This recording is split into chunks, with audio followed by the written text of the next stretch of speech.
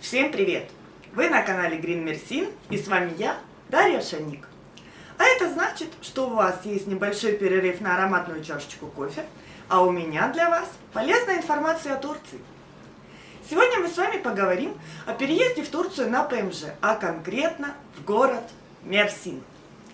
Несмотря на красивую яркую картинку, это всегда сложно и страшно. Но когда у тебя есть пошаговая инструкция к действиям, то становится гораздо проще. Итак, меньше слов, больше дела. Первое, что нужно сделать, попав на турецкую землю, это добыть в весьма несложном бою налоговый номер или верги. Так как это первый документ, который у вас будут требовать везде и всюду.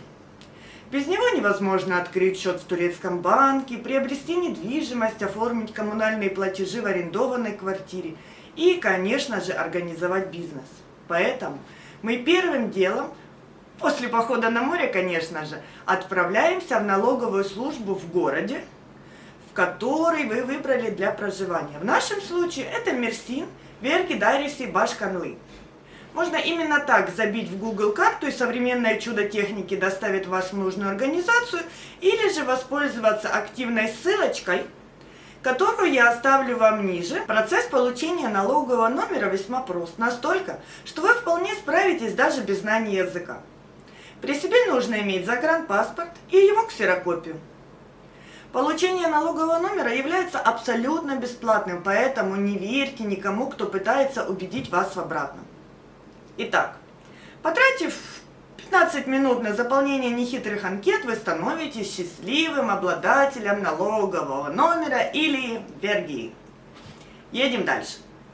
Теперь спешу предупредить о том, что если вы уже на чемоданах и решение о переезде принято, притормозите коней. Ненадолго, а лишь для того, чтобы сложить в чемодан не только детей, собак и прочий багаж, но и правильно подготовить документы для выезда, чтобы в дальнейшем не столкнуться с непредвиденными обстоятельствами. Как это сделать? Во-первых, мы берем все необходимые документы, а именно свидетельство о браке, свидетельство о рождении свое и детей, и апостилируем их. То есть у нотариуса ставим специальную печать апостиль. А это может занять некоторое время. Если ребенок ходит в школу, то личное дело плюс 2 табеля также следует апостилировать, чтобы в турецком министерстве образования не возникло лишних вопросов. Но не следует всю эту кипу бумаг нести на перевод в стране вашего проживания, так как турецкое законодательство признает лишь собственный перевод. И вам, конечно же, придется все это переводить, но уже в Турции по факту переезда. Тогда же нужно будет заверить переводы всех документов на турецкий язык у турецкого нотариуса. Ну, вот вы и готовы к новой жизни. Далее я советую всем вновь прибывшим не затягивать и открыть счет в турецком банке, так как это весьма удобно и полностью безопасно. Банков в Турции огромное множество, и самый надежный я для вас вынесла на экран. Мы же для себя выбрали Кувейт Туркбанк, и сейчас речь пойдет именно о нем. Пакет документов для открытия счета небольшой, но в нем есть одна маленькая хитрость, о которой я вам сейчас расскажу. Вам понадобится загранпаспорт, верги, налоговый номер, договор аренды квартиры в Турции, заверенный нотариально.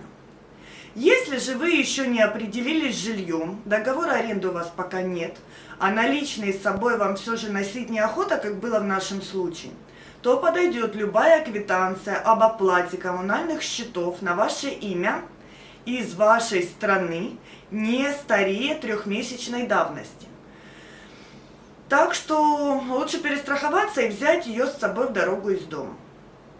Ее также нужно будет перевести на турецкий язык и заверить у нотариуса. Вот и все.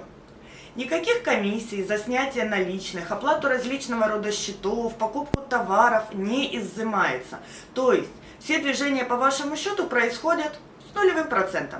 Единственная трата, которую вам придется совершить при открытии счета, это положить неснимаемую сумму в размере 1000 лир, которые вы получите обратно при закрытии счета.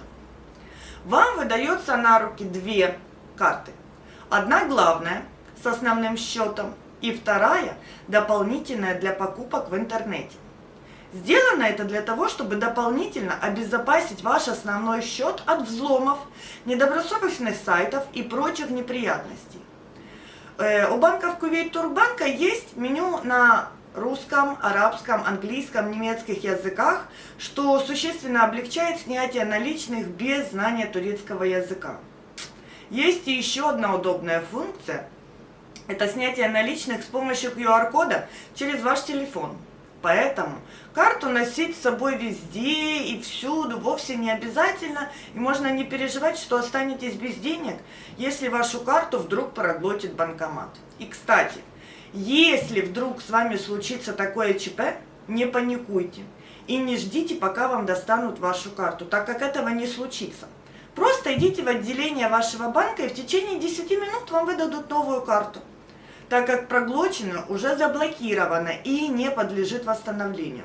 Такая система служит дополнительной мерой безопасности от несанкционированного использования вашей карты кем-либо. Итак, сегодня мы с вами разобрали первые шаги на турецкой земле. Научились получать налоговый номер, открывать счет в банке. Также разобрались, какие документы следует взять с собой в поездку, а какие попросту не пригодятся.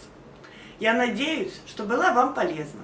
Если у вас остались вопросы ко мне по этой теме, задавайте их в комментариях под этим видео, а также пишите в комментариях, какая тема вас больше всего волнует, и мы обязательно осветим ее в следующих выпусках.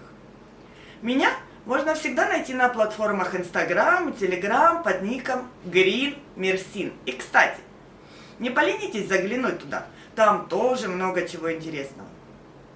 Мы с вами начали осваиваться на турецкой земле, но это только начало. Впереди нас ожидает еще много полезной информации, поэтому, чтобы не пропустить следующий выпуск и подготовиться к переезду как можно лучше, подпишитесь на канал, кликните на колокольчик и поделитесь это видео с друзьями, если эта тема для них актуальна. До скорой встречи! С вами была я, Дарья Шанник, и канал Green Mersin.